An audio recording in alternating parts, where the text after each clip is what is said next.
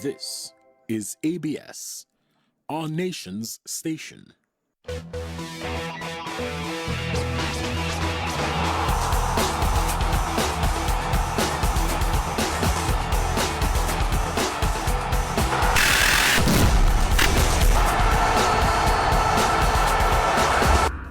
Pleasant evening and welcome to another edition of Sports 360 with me, Joel Rain, and my co-host, Vernon Springer. Of course, Vernon, good evening. Hey, good evening to you. How are you? I'm good. I hope things have been, how the weather has been treating you the past few days. Well, we can't complain, but the farmers are smiling. Oh, everyone is smiling. At least it cools on the heat as well. Yeah, it does, but it's, in a nutshell, we were worried about what maybe can happen tomorrow at the Sir Vivian Richards Stadium. I had a chance to go up there and look at a couple of the practice sessions. So I see they've taken off the grass at the track at the Sir Vivian Richards Stadium. I don't know why. I don't know. We have to get a groundsman or a head curator in here to find out why they take off the grass. And of course, you're referring to the first test between West Indies and Bangladesh starting tomorrow right here at North Sound at the Sir Vivian Richards Stadium. West Indies and Bangladesh. Shay said they took off the grass off the pitch. Yeah, but West Indies playing four seamers. You saw the 11, right? You know, West Indies have named the 11. Kima Roach, Shama Joseph, Shama and Jaden Seals. Yeah, so no room for Jamal Warrican. But I think when you match up, you know, I was looking at the teams. The West Indies have a very young batting team. And on paper, when you look, you would realize that maybe only about 15, 16 test centuries there. Craig Brathwaite has the most out of it. When you look at the Bangladesh team, you're talking about 26 test centuries out of that whole mix there. But we have always known that Bangladesh has struggled against the West Indies team. So I think that would have been the monopoly of going in for fourth fast bowlers. So we'll see what happens. Some folks reckon that the game might not last 3 days, but I don't think we could underestimate anybody right now. Well, the thing about him is Bangladesh, they're without 5 of the big guns, if you want to call it that. So they pretty much have a very young team. And if you look at the history, both teams would have played at the survey, which is on 2 occasions, and West Indies would have come away victorious both times. And the last time they would have played a test in the Caribbean was in St. Lucia. West Indies dominated a game, I think winning by about 10 wickets. I think they had 13 to win in the second innings. They knocked it off. And there are three of the fast bowlers in Azari Joseph, Kima Roach, and Jaden Seals each pick up 3 wickets in that innings. So if you're saying that they take off the grass of the pitch, I don't know if that means they favor Bangladesh in this sense. Well, I don't know, but we'll wait and see. I think the batting is going to be led by their captain, Craig Brathwaite, who's drew some runs. And against Bangladesh, he's played some 12 test matches with 967 runs, 3 centuries, and 5 half-centuries, with a high score of 212. So he's hungry in terms of scoring runs. But if we look at his present form, by his standards, based on what he would have said, he would be somebody who would be very disappointed that he's really not got among the runs yet. It's a chance now to see Mikhail Louis, hometown boy. It's a chance also to see Casey Carty. And so this young team, the Kevin Hodge and the Casey Carty and company, is a chance for them now to be able to cement their places and to also get some runs. But outside of that, Joel, tomorrow's also a special day for Antigua and Barbuda, of course, and for the world. Day. Of course, the great man himself will be celebrating his 50th anniversary of his debut for the West Indies. Of course, we're talking about none other than national hero, Sir Vivian Richards. Yeah, very, very momentous occasion. In fact, you're talking about 51 years ago when El Comida Willett from Nevis at a 19-year-old broke through. And then that was followed by Dr. Sir Andy Roberts, who became the first Antigua and Barbuda player to be able to play test cricket. Now, the significance about that, Joel, is that from the OECS, we have had a total of 46 test players from the leewards and windwards. But to combine that, it took St. Kitts 96 years to produce their first test player in Mikhail Louis. And then you have Casey Carty, who's just now come to from St. Martin. Then you had Lionel Baker, and then Anguilla performed, and they had Omari Banks and Jamal Hamilton. So when you look at the schedule and you look at the ratio, you'll be able to say in a formation, as compared in the Windward Islands, where everybody has been able to get an opportunity, the leewards, you can say, are breaking grounds. But somebody might ask you, Joel, Casey Carty, St. Martin, test cricket. But really, he would have played most of his cricket with Anguilla. And I don't think a lot of people really have known that. He's never represented St. Martin in a Leeward Islands tournament, Joel. He's always played for Anguilla. But he's from St. Martin, and so I guess both spoils will be able to have a smile. He has an opportunity tomorrow or whenever he gets a chance to bat. He's in good form to be able to register now and get a test 100. And of course, he would have justified his place in the squad, given that his form that he's coming off of from the Super 50. So we just have to wait and see exactly how he performs. More winnings for Ambassador Kimberly Percival. Yes, she keep on dominating. And like I said, after she would have the competition in London, which would have been her last one, she said she accepted the invitation to go out into Cancun. And she went off and she won in Cancun. Like she said, it's the second time she competed there. The first time she lost in terms of she did not win. And to go back there now as a pro, because she went there first to try and get a pro card. She didn't succeed at the time. She went back there as a pro now and did what she had to do to complete the job. Yeah, congratulations to Ambassador Kimberly Percival. I've been following in the news, and I'm not going to let you get away. I see you have a new coach. What happened? Well, you know, it's sports, and sometimes nothing personal. It's not about the wins or losses as well, but sometimes you have to reassess things. We're 5 games into the season, and when you look at how the direction of the team is going, we just think that it was just time to make a change. Simple as that. I wish you all the best. It's a hard. The season is what? 1 round, 2 rounds? Well, it's 1 round. Then going to like a playoff kind of grouping kind of situation. Yeah. So 5 games gone so far. I think you have another 13 games. Yeah. So you have another 7 at least in that format, and then you go to a group setting. So what's the club's position right now? What is the formation? Just to stay in the middle of the pack? Well, that's be our first objective, to remain in the Premier, because this would have been our 4th trip to the Premier Division, and each time we've gone up, we came right back down. Wow. So the first thing this time around is to maintain our place in the Premier Division. That's the focus right now. What's happening with that, Joel? Because we have so many teams who play excellent football in their division, and when they come to the Premier, what is it?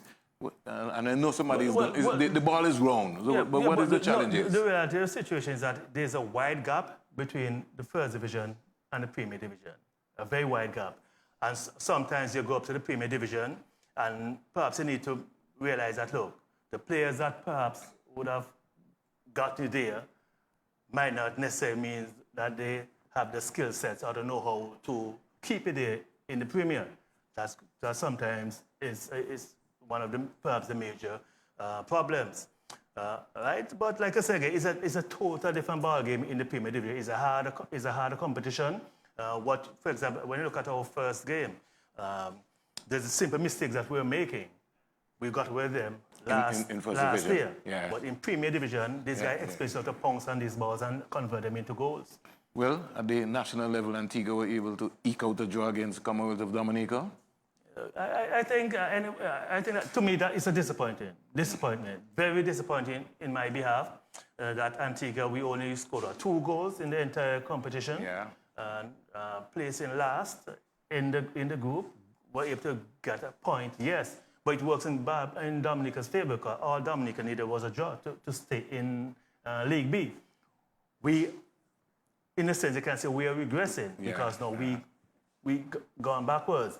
And nothing is guaranteed that next year in League C that we'll automatically go back up to League B, because there's some very good, formidable teams in League C. So we'll have to see what adjustments the ABFA make, what adjustment they make with the coach. I don't know if the coach will still be around, because at the end of the day, it's about winning. When it comes to national studies, it's about winning.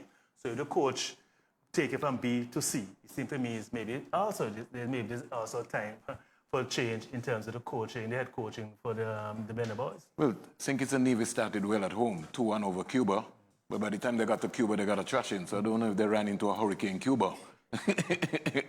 Different conditions. But there's just something, Joel. Even Jamaica found themselves on the stick end again, still can't get past the USA for some particular reason, and then lost 4-2 in that game in the United States. There's just something about but even the game against the USA, I watched some of the first half, and to me, they were playing a lot of negative ball. I never mean that they're just hitting in the half of the field. They hardly advance the ball. So sometimes look at the USA, maybe have 13, 15 players on the field. They were just beating Jamaican to the ball every single time. So that's something they have to straighten out. Of course, in the preliminaries for the Gold Cup, you know, the draw came out yesterday. Yeah. So they're in the prelims for the Gold Cup next March, the next international. So let's just see what's happening. A few Caribbean islands, you know. Yeah, Haiti and St. Vincent. Trinidad, St. Vincent, Cuba, Belize, Suriname, St. Vincent looking good. Yeah, a lot of teams in the prelims. But I think what we really need, Joel, whether we like it or not, a lot of the Caribbean teams are going into these competitions, Joel, without real match preparation. So it's like they're just coming out of their local league, pick up the guys, and they go into a competition. I'm saying that the time has come where we maybe need to revive the Leeward Islands football tournament and then be able to have an OECS championship so that younger players, I'm not saying the entire national team, but young players who are 19, 20 can get an opportunity to play together rather than for the first time, your name is called up and you're going out now to represent Antigua and Barbuda in your first maybe game, maybe not even playing together. Because practice is completely different to when you go in a competitive tournament. And like I said, even from the first division to the Premier is a stepping stone. From the Premier now to the national, international football, that's also another level. And if you're not accustomed to playing at that level, it's always going to be problems. So like you said, it's about repetition, it's about practice, getting a feel for the conditions, getting a feel for the players in that setup. So you're right, perhaps something like the Leeward Islands competition, that's something we can look at bring it back. I don't know. The last time we had the technical director here, Sowa, he said that's something that they're looking at. They're under the table now putting things together. So let's just see if that comes to fruition very soon. Otherwise, I think we can continue to struggle, Joel. Yes. Because if we are not playing competitive football, when we run into the likes of Costa Rica and Jamaica, we're almost going to look, just like you said, you look at Jamaica playing against the United States and you would have thought that Jamaica by now would be at their peak.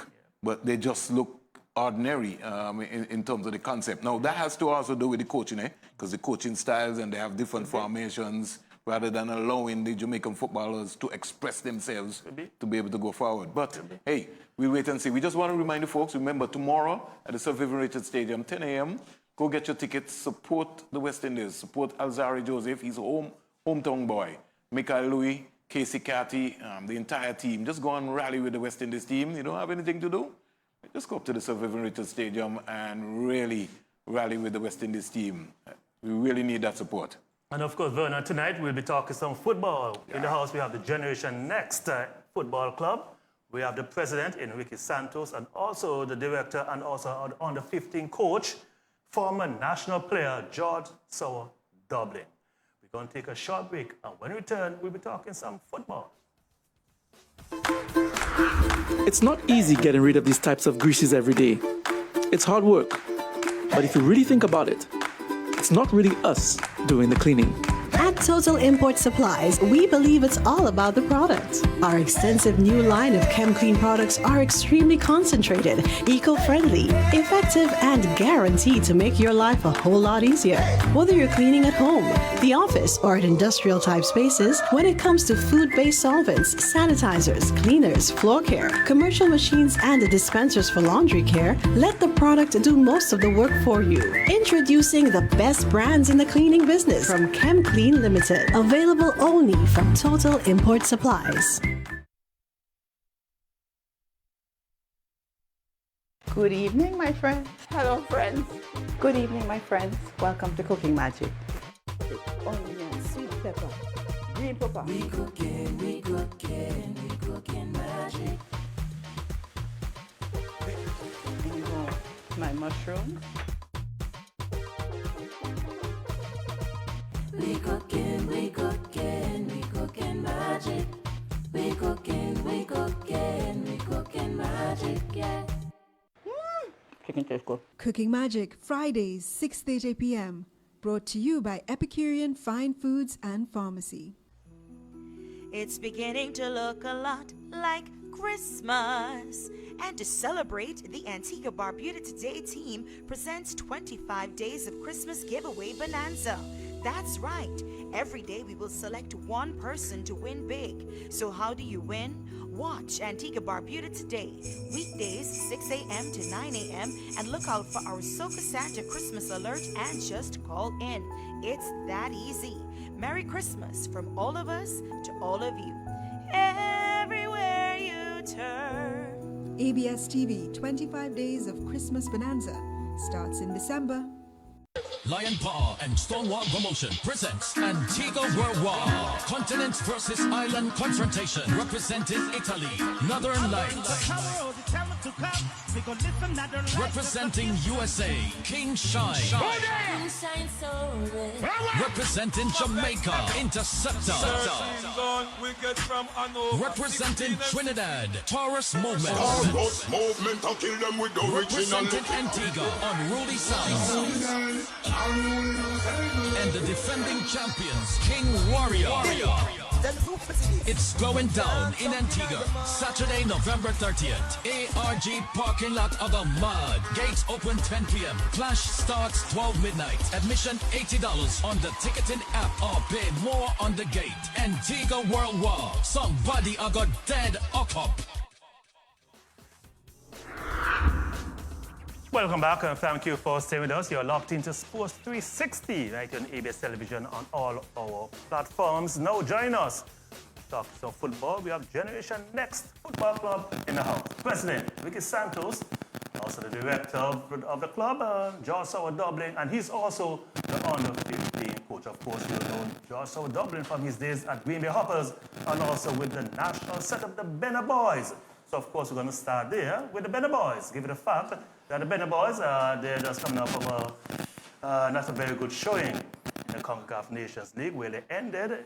Well, they're playing League C next year. So, of course, we got to get the thoughts of George Sowa Dublin, who done the Benner Boys color for many, many years, even as captain at one time. Good evening, gentlemen. Good evening. Good evening. And of course, Sowa, just give us your thoughts and the performance of the Benner Boys in the Nations League. Well, you know, there's not much to say about it, isn't it? The performance of the Benner Boys, they're now in Group C, unfortunately. But I think we could have done better, you know, but given the circumstances, I'm not inside, so I can't really give inside information, but looking from the outside, I think we played some alright football. I just think that we didn't do enough. And there could be multiple reasons why that happened, but it is what it is, and we just have to look forward to next year, and hopefully they could do good enough to get back up into Group B. But so we've been saying that now for some years now. So from your advantage point looking in, what do you think is the problem? Fitness, confidence, game time, preparation? To be totally honest, I think it starts from the head of the snake, to be honest. If you're going into a tournament and the tournament starts when your league is out, but you start to train 2 weeks before you actually start to play, you're not really giving yourself a chance, innit? So the Nation League starts September every year, mid-September every year. But Benner Boys start to train early September, you know what I'm saying? And the league has been out since April. So 90% of the local players are not actually playing any football at any high standard. They've not been training regularly. Maybe they play 1 or 2 bush league throughout the summer. So I think if we don't start to prepare properly, and that starts on the head, in terms of getting the coaches together early, getting the coaches to make a plan early, looking at the players that more than likely in a situation like that, you're going to have to use players from the previous team that they used, the last team they used, because remember, we're not in season, so you can't say I've watched 4 or 5 games so far, so I could select from that 4 or 5. You have to use based on the last team that you had. So I believe if we start to do things ahead of time and stop doing things on time, I think we could have done better. That personally, I believe that's our main problem. The way in which we prepare for things. We prepare today for tomorrow and not last month for 2 months down the road. And where do you think that coming from, though? Like, I know you said that you're not on the inside, so you don't know what's taking place. Does the buck fall on the ABFA or the head coach itself in terms of getting the team ready and prepared? For me, the bucks fall both places. It falls both, and I'm going to tell you why I say both places. First of all, I think it falls on the FA. That's number one. And number two, I think it falls on the coach, because I'm saying is if I'm going to take a job to coach a national team, and I have to start to train a team 2 weeks before my first game, I'm going to leave that job alone, because I feel like I'm getting set up to fail. It's personally. So I'm saying is if you want me to perform or to be successful as a coach, give me the resources that I am requiring to do that job. So if I'm asking for 2 months training time, X amount of bars, X amount of player, a practice game here, a practice game there, these players to be able to be off work for 2 weeks before the actual first game, so forth and so forth. Meet me somewhere. You understand what I'm saying? Just don't come and give me a hard and fast rule. You start to train 2 weeks before, the players won't get time off until you go into camp or time for travel. I'm not seeing us being successful that way. I'm not seeing anybody being successful that way. I'm not seeing it. And sometimes you see the other teams playing friendlies, you know, flying to another territory to play. I can say over the past few years, you're not really seeing that from the Benno boys playing meaningful friendly matches either. You haven't seen that, to be honest. But and let me be real. Even if you don't come here, a 19 and 9 don't both you come here to do the show every week. And I could guarantee that y'all getting better at it every time y'all come here to do it. So I'm saying is if I'm going to play, let me say example, I'm on the national team, like in my time. I've never played a national team game, practice game against a local team and the local team won, ever. And I played for Antigua for 15 years. I've never played a local, because one, they know me and I know them.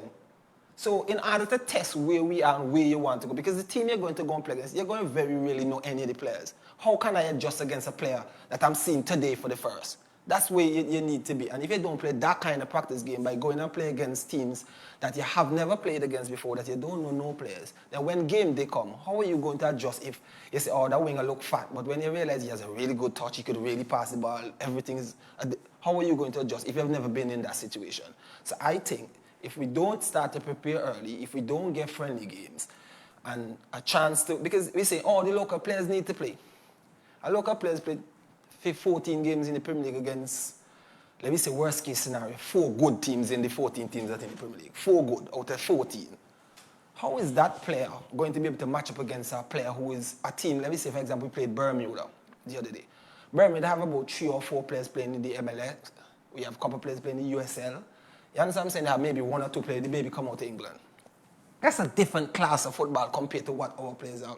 And let me be real, our players are amateurs.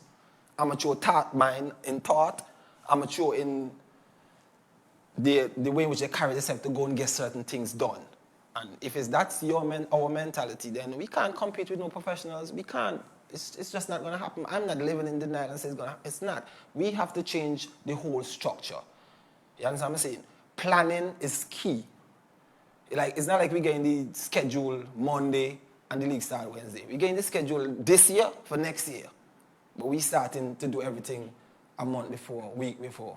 We're not going to go away. None of us are going to go away. Antigua, Montserrat, if any one of us that operates like that, I'm not just saying it's Antigua alone, I'm just saying anybody that operates like that, it's not going to go anywhere. It's not. So you think the time has come, Mr. Dublin, for us to revive back the Leeward Islands football tournament? So based on what you're talking about, it will now give younger players an opportunity, because during that time you played in that tournament, which brought, you had a chance of playing against St. Kitts or against a St. Martin or against a BVI, so it readily you in match preparation by the time you got to the big times. Of course, Mr. Springer, that's key. I'm saying is now, we know how it is now in football. If you're playing in clubs abroad, you only get released in FIFA windows. But what I'm saying is, if we want to go into a Leeward Island tournament, which would probably be, according to the time when I was a player, it was in December time, closer to Christmas time. And we could use our local players just as much as Show St. Kitts would use this, and that will give them opportunity to be on that stage before they get to the Nation League, which will be a higher stage with more qualified teams and qualified players. So at least, imagine a 20-year-old who's played maybe 1 good season in the Premier League makes the national team and gets the national start against a Cuba or Haiti. That's a whole different line of fire you're facing right there. I could remember my first international game was in St. Kitts against St. Martin. I came off the bench. And for me, it was relatively easy because I get to see what's going on before I went on. Then I went on. And the next game I started against St. Kitts. It took me at least 25 minutes to really find my feet. And that was Yellowman Isaac, Kayamba, and them, real pace. Deco Huggins and them. I wasn't accustomed to that. Meaning playing against Epilos and Wise and them in my time here, yes, they were that kind of players. But I mean, this is a whole group of individuals growing up together. So it was a different pace. Now we're taking a kid and putting him in the Nation League to play a big-time game that has never been in the international stage before. And he hasn't gotten enough time to know the players that he's playing with. You know what I'm saying? And that pace of the game. And, you know, the refereeing could be a totally different one to the one we're accustomed to here. And all these different things. So we need to give our players the opportunity to play at this level and gradually grow into it. Now I hear you. Because I was just trying to tease Joel about his club coming up into Premier Division, and he said, just like what you said, there's a wide gap. So most of the teams are coming up from First Division in Premier Division, and let me just make this point. It's not only in Antigua that is happening. It's happening in St. Kitts, it's happening around, because, as you said, the gap is wide. So you have maybe 4 good Premier teams, because they're competing, and everybody's spending money, while the teams who are coming up from first class don't have the resources, so you can be up against it. What sort of structure would you like to see going forward? Do we need 13 teams in the Premier Division in Antigua and Barbuda? I know somebody's going to say we need to play more football, but you can have a lot of clubs and you don't have quality. Okay, so and that's been the cry over the years. And we don't play enough football. We don't play enough football. Let me go back to even the Nation League. So now in the Nation League, everybody's guaranteed give and take 6 games a year, unless it's a World Cup year. Like this year, everybody has played 8 so far, because we played 2 World Cup qualifiers and then now 6 in the Nation League. In Group B, some might play 7. In Group C, they might play 7 because they play in 4 games down there and then the 2 World Cup in a calendar year, right? Now, we used to play the Caribbean Cup, Leeward Island tournaments, World Cup qualifiers, and it may not have amassed to 8 or 6 games. It may not. Some, given the caliber team that you are, you might be able to do that. So now we don't even have a Caribbean championship. Think about it. So which Caribbean team is going to win the Nation League? Honestly, which? Jamaica, maybe Trinidad, Haiti if they're lucky. We need something. We need to be able to go out there with a Caribbean champion. You understand what I'm saying? And in order for that to happen, we need a Caribbean Cup, we need the Leeward Island tournament, and then the Leeward Island tournament, the Winner Island tournament becomes an OECS tournament, and so on and so forth. More football, but are we as administrators looking for that? The worst thing I think happened to football is so much money is in it now that we just sit down and say, all right, this man gave me a ton of money, so whatever he said to do, I'm going to do. We're not looking to try to do nothing on our own. And that is one of the problems we're having. Because there's a lot of money in football. And because there's that money, I'm saying, if a man come in and give you $80,000 3 months in a row, well, you're going to kill yourself to go and try to find something new to do for. You're not. You just sit down and take your $80,000 and spend it how you feel like and think they're doing the world. But that's not it. What you do outside of that 3 months when you're not getting that 80,000 to keep your players in them out, to keep them developing, to keep them hungry. And these are the things what we need to do. All right, well, you'd have said a mouthful there. Now you're with the Generation Next setup. Tell us what has that been like for you? Well, for me, I really don't care much to coach adults.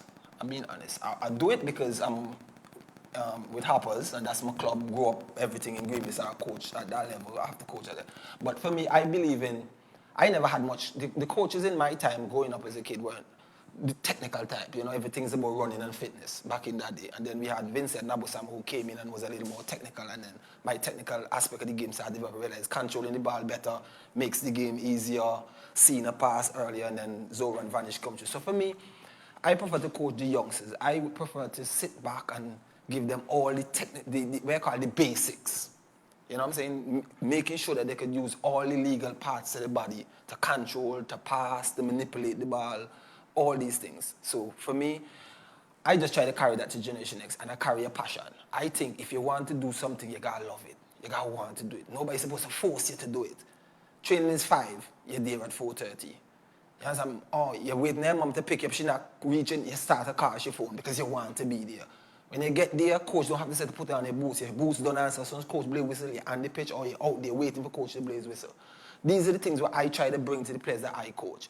Encouragement that I don't show up to no training session not properly attired, not motivated to do the job. Because I think children feed off the people they're around. And if I come with the right attitude, and I will be doing technical, and I will be doing it with them, and showing them, listen, it will never drop, it will never, if I make a mistake, I'll be hard on myself, or, you know what I'm saying? So that is my thing. I like coaching the game, I like making sure, because if you're technically good, Mrs. Spring, as a batsman, you know, all the shots, cover drive, leg drive, half foot, right foot, back, whatever they call the cricket terms, and going on bat would be easy for you, innit? Should be. Because you know all the shots, you could properly execute all the shots. So I'm saying is if you're a footballer, but you can't control with inside their foot, or you can't pass inside their foot, how are you going to execute it? So once you put all that into play from the young level, from 5 years to 17 years, because anything after 17 years start to become an adult now. So it's now how smart are you is what's going to get you to the next level. Because once you're technically good, then you have to be smarter than the next man. fitter than the next man doesn't work anymore. So, Ricky, we heard a mouthful. What drives you and how Generation Next became a household name in Antigua and Barbuda? Well, first of all, thanks for having us here. It's a hard act to follow with Sowa, but I'll try my best. Generation X was started in 2012, and it was basically started for my son. And then I found my passion. My passion is not even the sport, it's the kids. And trying to create pathways with education and professional sports, and that was my passion. So my passion now is the kids, not even the sport. We're fortunate enough that we've gotten a lot of good sponsors that have assisted us to be where we are today. There are many facets of Generation Next. It's not just football. We recently started, for instance, a public speaking course that all our footballers in there are compelled to go to the classes. We do offer in the Advanced Academy that's another section of Generation Next. The Advanced Academy is open to all and sundry. That is, you don't have, it's fully funded by the Calvinia Foundation. So the kids can come there, they do a tryout. So is part of the Advanced Academy coaching also too. They have to actually sign a piece of paper saying that they will go back and play for the clubs that they came from. And in that organization or that setup, we also do free SAT classes for them. So it's a many facets to Generation Next. It's not just about football. We do a combines every year where we bring international coaches from the US, colleges and universities, equally from England also too, and as far away as Dubai. Yeah. Not only for high school, college and university, but also for semi-professional. We have a lot of affiliations and a lot of partnerships with a number of schools, too many to call out over the air here, and professional clubs and semi-professional clubs. We tend to target the semi-professional clubs, to be quite frank, because that's easier to get into. It's very difficult to get a professional contract, particularly in England, because of the work permit issues. So we found a so-called loophole. If we get them into schooling in England, and they're there for a period of 3 years, and then it becomes easier, not easy, it becomes easier for them to secure a professional contract. But of course, England, in terms of the scholarship offers, not as the United States offer better scholarships for university and colleges than in England. But we have gotten in England up to 50% discount in terms of school fees. And so, which is not bad. Everybody told me that there's no way we could do that, but we have secured, I think it's about 5 or 50% discount for kids to go to school over there. We also do it for cricket too. I'm supposed to speak to you about that actually, Vernon. So there's many different things. We just actually started our own GN Sports show, which is on YouTube. And we have, and it's a youth-based sports show. We deal particularly with the youths to get them to be able to talk to the media, because you know a lot of our youngsters come through and then you put a mic in front of them and they either stutter or they get nervous. And for instance, the first time I went in the media, I was 50-odd years old and I was nervous. You can imagine a youngster. So we try to create all different types of avenues for them. Now, in terms of the scholarships now, what we've just embarked on, and our lawyers in England are working on it. We have started, well, I shouldn't say we have started, but it's in the process. We're going to have the GN Foundation, where we can get funds in from people with disposable incomes. That money is geared for, in the constitution of the formation of the foundation, that all the funds coming into that will go towards helping the kids that are up there, further help them with the scholarships. So, for instance, the Prime Minister's Scholarship Fund does come on board for the tertiary education. So this can go further. And this is not a legal entity as yet, because it has to go through the UK Charity Commission, and that will, from what our lawyers have told us, that will be in place probably by April, May next year. And I'm very proud to say that even though it's not a legal entity, we have already secured £20,000 in scholarship offers that has been dispersed to a lot of 4 kids have already received benefits from that. Okay, we can just hold us out there first. Sure. We have to go to a quick break. So we're going to take a very short break now and we return. It's not easy getting rid of these types of greases every day. It's hard work. But if you really think about it, it's not really us doing the cleaning. At Total Import Supplies, we believe it's all about the product. Our extensive new line of ChemClean products are extremely concentrated, eco-friendly, effective, and guaranteed to make your life a whole lot easier. Whether you're cleaning at home, the office, or at industrial-type spaces, when it comes to food-based solvents, sanitizers, cleaners, floor care, commercial machines, and dispensers for laundry care, let the product do most of the work for you. Introducing the best brands in the cleaning business from ChemClean Limited, available only from Total Import Supplies. Meet the Harpers, a family that needs fast and reliable internet. They chose the good life with iNet Fiber. Let's find out why. With iNet Fiber, we have it all. Say hello to lightning fast browsing. And check this out, Sandra and her colleagues are having a Skype business call and no interruptions. We have no worries. iNet Fiber can handle game day at the same time. Oh, 12-year-old? Well, he's got the best gaming experience with strong, smart, dependable Wi-Fi, real-time action, and no lagging. With our iNet Fiber mesh device, we get strong Wi-Fi signal in every corner of our property. All worth it for a movie night in 4K? There's nothing better. iNet Fiber is it for speed, reliability, and value. Join the good life with iNet Fiber and get strong, unlimited, reliable, fast internet.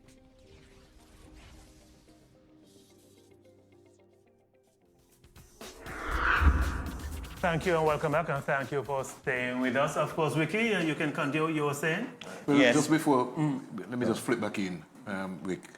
And I wanted you to talk about I know you can't name all of the successes. Yes. But for folks who are looking at Sports 360 and want to be part of your organization, what are the requirements? Well, there are no requirements, so to speak. Of course, there is a fee. But we do offer scholarships because we have, I think, is it either 11 or 12 players that are in Generation Next that are on scholarships. We don't discuss who they are. Not even Sowa knows who they are. Well, and what the scholarship entails? They get the free, everything like a pay. What's the age limit? 17. Am I qualified? 17. We go up to 17. Okay. So we do offer scholarships, but most of the times they're filled pretty quickly. But we don't discuss who gets the scholarship because, kids can be cruel.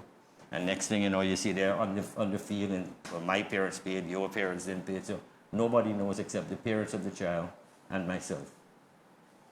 Nobody else knows it. Talk to me about your success. Just give me 2 of your top moments that you can look back and say, well, hey, I got Packer and I got Joel. They went from here to here. Well, without calling names, because I don't like to name names, to be honest.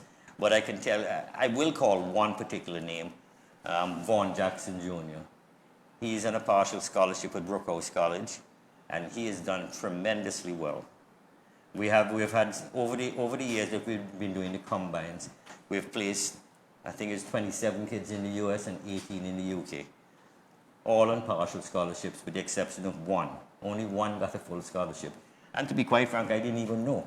I was contacted by the youngster, who I don't know because he wasn't from our club, thanking me for giving him the opportunity, and he's gotten a full scholarship at a college in the US. So we had one success in terms of one full scholarship. Now going back to Vaughn Jackson Jr., I happened to have been at Brookhouse College, I think it was over the Easter this year. And they had a tournament there, and they had a number of scouts. I didn't even know the scouts were there. At the end of the one of the days of the tournament, the owner for Brookhouse College came up to me and said, "Ricky, we have to talk." I said, "Sure." So we sat down, had a cup of coffee, and he said, "I want you to contact Vaughn's parents because we have 5 scouts that are interested in him." And we're talking about, and he said there are multiple ones, but 5 in particular.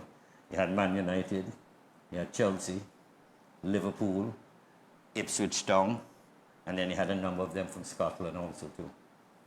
So he's gone on trials for them. Of course, he was only 14 at the time, so they can't sign him, but they are looking at him and they're monitoring him. So when I was approached, they asked me if I can contact the parents so that they can organize an agent.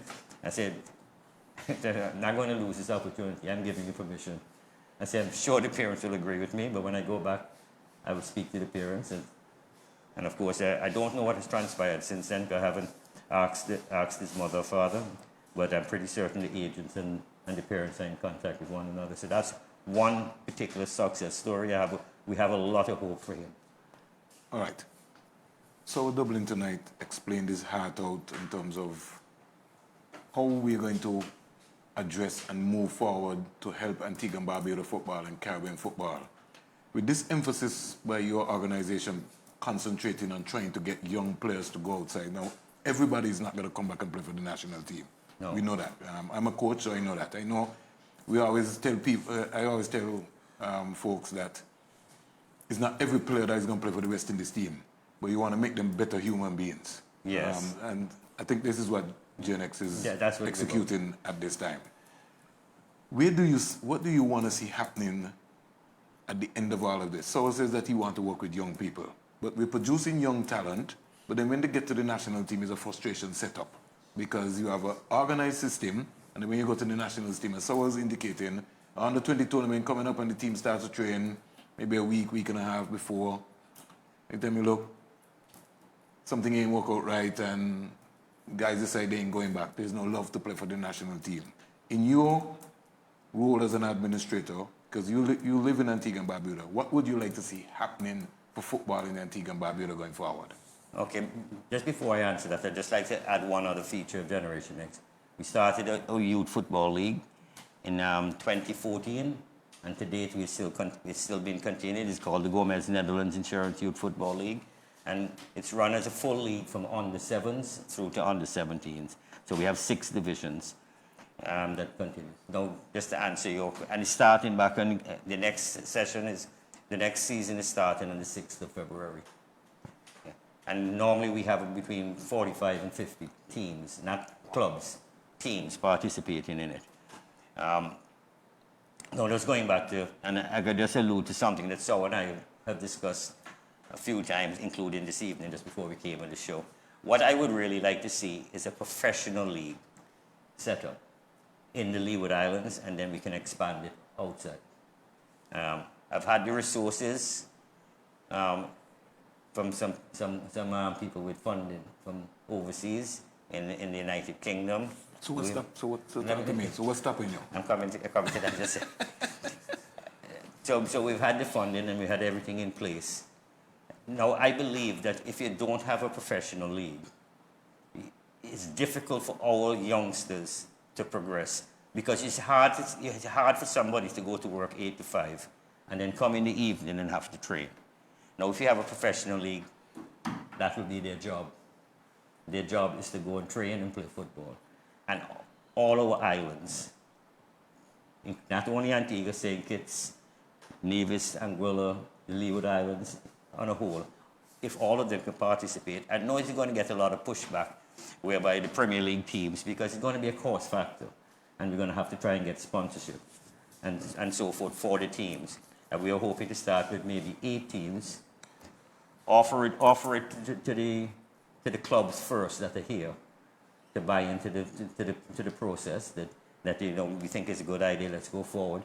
Our players, I think, could tremendously improve. Not only that, but the TV rights. If you team up with Sportsmax, which I've had discussions with also. Yeah, I've had discussions with Sportsmax. If you do that, the revenue from the TV rights could be shared between the clubs, so that everybody benefits financially to help offset the expenses. The players, if they're performing well, they will be televised. And you have scouts all over the place. More scouts will come to watch the games. And you never know, you may pick up somebody from St. Kitts, Antigua, even Nevis. You may pick up a player there that may end up playing for Tottenham Hotspur. or Chelsea. All right. Yeah. So your concept is that what we really need is a model of what Antigua and Barbuda tried a couple of years ago with the Barracuda setup. But when I say that, I know you're not going down the Barracuda road, but you're saying that you'll be able to get players from around the Leeward Islands or from the Windward Islands so that they, actual football professional setup. Yes, that's it. Controlled by us. Okay. But about more so to what Ricky is saying is like more of like a CPL setup. No, I got you. But we're using clubs instead of countries. Countries. So you know what I'm saying? If we say we use maybe the top 2 teams from our local league, top 2 teams from Silky, or whoever could afford to be able to be a part of it. That. You understand what I'm saying? Because I'm saying is, I know, you see, some of us here think the term professionalism is being paid. And being paid is part of professionalism. But then your attitude towards what you're doing is also professionalism. And I'm saying is, if we don't have a professional attitude, we won't get to the part where we're going being paid to do something. Because I'm saying, if I want to be a carpenter, but I don't want to buy a hammer, I don't want to buy a saw, I don't want to buy no sort of tool, then I'm just going to be an average person going, I'm going to be a laborer in it. I would never be an A-man carpenter like that because I don't have all the tools. So I'm saying, so what we're saying is, if we want to go forward, and we want to see football in the Caribbean develop, and we want to see small island Caribbean teams in the World Cup and the Nation League A and so on and so forth, we have to have our players playing at that high level. And we won't get that high level in our local leagues. Here, as I say, we have 4 top teams in our league here. How much you are saying, Kit? About the same 4? About the same 4. And if you try to talk about BVI and US Virgin League, they know the 2 or maybe 1 if they have so much. So then that amount of competitive football is not going to happen. It's not going to happen. But so I agree with you to a certain degree in terms of that. Our players are not going to be professional unless they are in a professional setup. So you have to create the setup to assist them to be professional.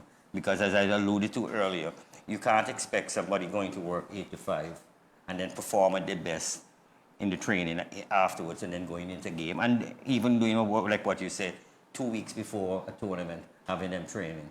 Now, if they're in a professional setup, it's their job. They're earning a salary, so they have to be paid. But as you said, so they also have to have the professional attitude. But I'm a firm believer the attitude will come if you have the professional setup first. But so, Joel is a president of a club.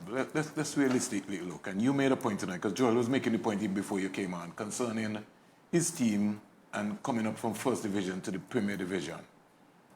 Has the time come where we maybe need to revamp the system at the local level and overall look for, let's say, the top 90 players in Antigua and Barbuda and put them in an organized system which deals with nutrition, coaching, rather than the community setup that we're talking about right now? But also what I'll have to say to everything, there's a price attached to it. So the thing about it, you have to make sure you have the funding in place to create all of that. Because when you're talking about paying players, you have to make sure you have the sponsors, you have to make sure you have the fan base when you're having the matches, they come and attend the matches. It's a lot of parts that come together. And that's why, for instance, when I looked at doing a professional setup, I couldn't do it, so I went to the experts. And I went to people who have done it in the United Kingdom, who were willing, and this is about 3 or 4 years ago. And I've gotten nowhere with it so far. But I haven't given up, though. Well, to answer the question, Mr. Springer, I'm saying is like, I understand what you're saying, and that 90 players, we say that 90 players is what you want to build a national team out of, right? But let me say, it could be very difficult, as Vicky say, in terms of having that 90 players at the same place, same time, throughout a certain length of period of time. So what I think we need to do, like for example, is at the club level, get that level of professionalism in your club. So at Harper's where I am, I'm not going to say we're perfect, or we struggle like everybody else do. You know what I'm saying? Right now, I'm 1 win and 3 losses in 4 games so far. I'm struggling at this minute. But what I try to do is I try to have a plan per session, per week. You understand what I'm saying? And then I'm going to invest in like, resistance bands. So I have sessions on strength. I have different things to do, physical sessions. I see to that at game I have enough water, enough ice. I have a physio, I have all the medical equipment, I also try to have it at training. So when they come, there's no reason, I'm not giving them a reason to give me an excuse. And I think that is one of the things young people like now. They come, oh, they know I said my ankle hurting me, so I can't train. No. So I think if at the club level, all of us as a club, so meaning I'm at Happers, I'm the coach, there's a president, and I go to my general manager and tell him, right, these are the things I'm going to need. I'm going to need a minimum of 30 bars in the season, 6 different sets of bibs, 5 different colors of cones. So I have all the tools. Now, my job now is to get the players on the park and then start to teach them the things I want, which will help the team to be successful in order for us to win. So you're giving Joel some I'm going to give Joel taking I think the best thing for Joel is to take notes. I think the best thing. So I'm saying, and I'm sure that there's clubs, there's clubs like Jennings, and I'm sure All Saints United, Old Road, and different clubs that have this kind of setup. But this is the next thing. We are all steadfast on winning. If you understand what I'm saying, okay, so Joel has just come up. He has a team of players, maybe a few of them has played in the Premier League before, a few of them are new. Now, realistically for me, if I was Joel, just coming up with the thing, not having a bad team, I would tell myself, mid-table for the first season. And then, because now you get your players and have a year of experience within the league. And then you tell yourself, okay, between mid-table and 3rd place. You understand what I'm saying? So you set gradual goals to yourself, not trying to force yourself, because the more, if your main focus is on winning and gaining, nothing wrong with wanting to get to the top. I don't have a problem with it. But set realistic goal for yourself. And if you overachieve, innit? Just try not to underachieve. And I think that is what we need to be. Being real and saying, listen, I'm going to take this 15 players, 16 players, along with maybe 5, 6 older players, and build this 15, 16 players, because you don't know every year you lose an older player, but you have 15 players coming behind, and then a 5 youth coming in that. So by the time you have 15 solid players for 3 years, and 5 youngsters for 3 years, you have a chance of trying to win. So it's realistically, if we do that, set a proper club structure. I admire the Jennings structure. If you watch Jennings, if you know what professionalism is like, looking at Jennings and game days and so on, you will be amazed. You know what I'm saying? As a youngster, it's the way in which they set up, the way in which they warm up, the way in which they dress, the things they do. If you're ever in the back part, you see the players doing resistance, band, firm, rollers, getting the body ready to go and play. And that is how we as clubs need to start to show these young players the right way, how to treat yourself, how to treat your body. And if we do that, we have a chance. And that will make it easier now that, because when you go to the national level, and coaches have to be showing you how to play a position and how to run about and trying to get you excited and enthused. That's like 3 jobs the coach have now, isn't it? Just to come back to you, Ricky, in terms of the Pro League now, given all the obstacles that you also mentioned in terms of sponsorship, in terms of spectators, what's the realistic plan that you have set to get this going? The plan is already in place, to be quite frank. But you can't do anything, as you can appreciate being in the fraternity, is that you need the sanctioning from the FAs. And therein lies the issue. You can't go any forward. And to be honest, I don't even communicate other than on a personal basis with the people who laid out the plan. I can't claim fame to laying out the plan. I had my ideas. I let the expert put it together. I communicate with him still, but it's basically on a friendship level, because I can't answer any other questions, because all we need to make it a go is just the sanctioning from the various FAs. And you'd approach FAs, basically? Yes, I have. And it's a pushback? Basically. I wouldn't say it's a pushback. It just hasn't gone anywhere. So what do you think is required, Joel? Because something needs to happen, I listen to Sowa. I'm very much concerned about this one CONCACAF, one nation business. It sounds nice on paper, but I don't think that the smaller countries are benefiting from this mission, what they're talking, that CONCACAF is trying to drive. Because anytime you look up, Joel, any Caribbean country, whether it be Antigua, St. Vincent, whoever come up, you're coming up against the Spanish. And it's almost like a roadblock. So by the time you leave there and you run into them, you're not going anywhere. And the Spanish are full professionals. So you don't. If you are not full professional, it's going to be very difficult to beat full professionals.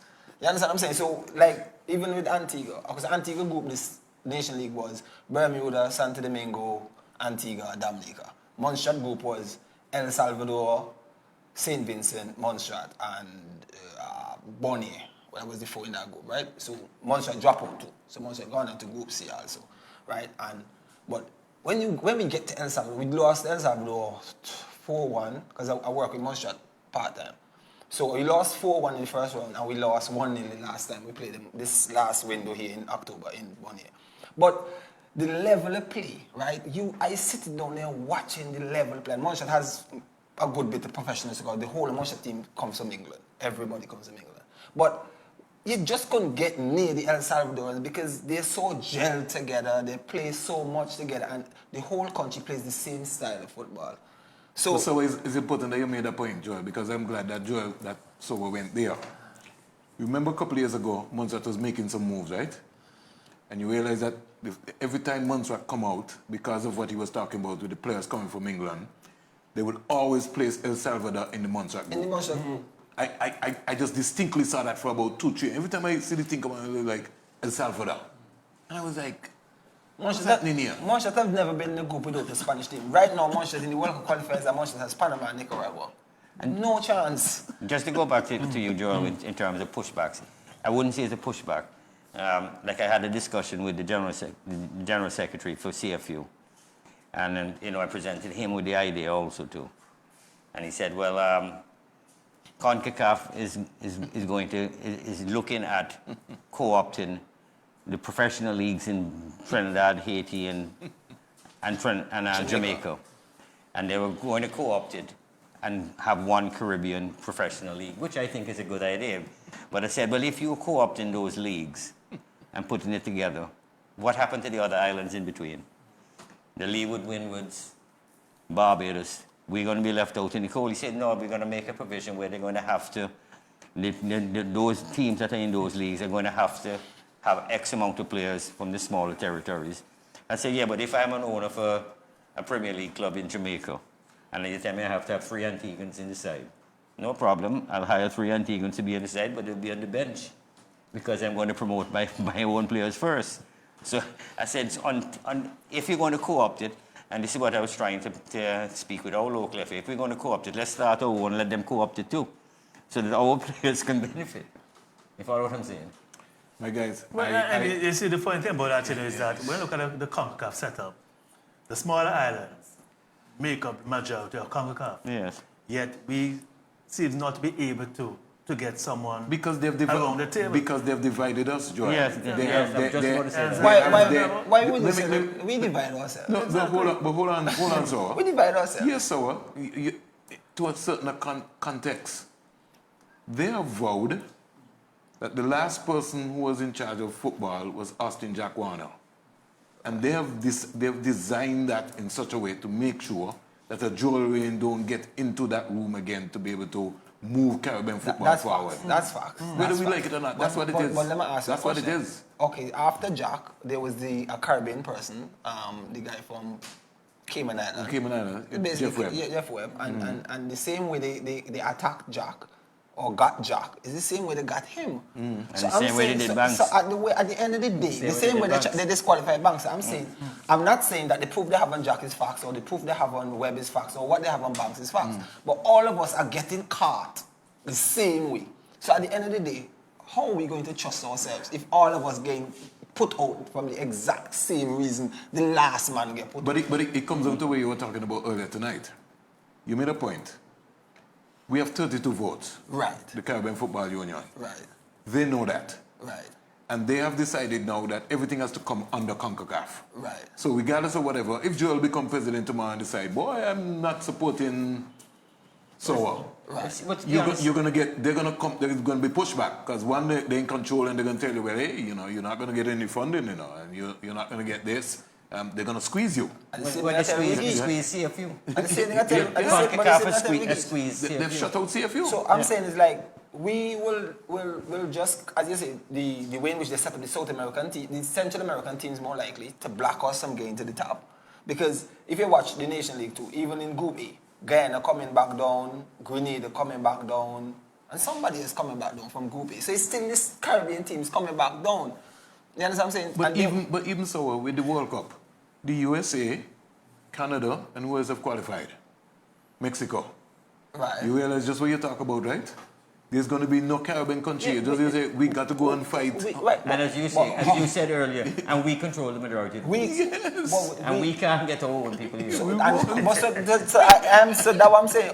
We are our own downfall. Right. Because we need to understand, it's not, I'm not going to vex with a man if he goes to a job and all we want to get paid for what we do. But at the end of the day, we also have to still think about, I'm being paid to develop something. And if I'm not developing a product and getting paid, at the end of the day, we as the country are supposed to vote that man out as the president or the vice president or whatever of our football association, because it's only he alone profiting. Right. You understand what I'm saying? So we have to start to take these kind of stands. Our administrators are bought, they are dined and wined, and they have forgotten about the development of the game. They've forgotten about Leeward Islands football. They've forgotten about the youth football and in terms of where we're going. Because when you look at us, Sowa, we seem not to be even benefiting. Yes, we might be getting money, the small companies along here. But in terms of that, we don't have a window to produce anything else. Look at our coaching structure. Yes, they come and they put on a coaching course now and again, but we just stagnant. They so don't want to give us any money around here, right? That now they had that course they call Change the Trainers.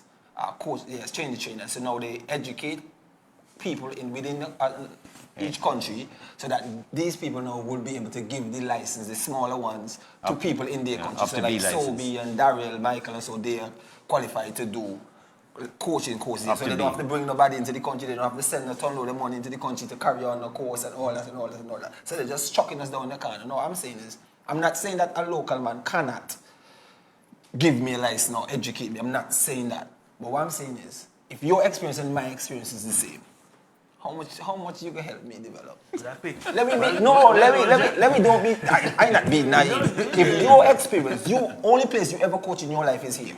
And the only place I ever coach in my life is here. You never won nothing, I never won nothing. You tell me how you educate me.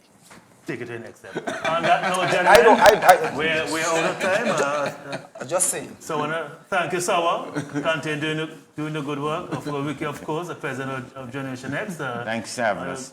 Keep doing what you're doing. Yes. And I hope to have you back here pretty soon. Just give it a little update on the Pro League and where you are. And I hope by the next time you come back here that you'll be telling us that you're going to start date. Well, I hope so too, Joel. I really hope so. But yeah, you're a little more optimistic than I am. Think of the glass half full, not half empty. Okay, I will. Right. And I don't want to say thank you for tuning in this evening. And we'll see you next week, same time, same place. Bye for now.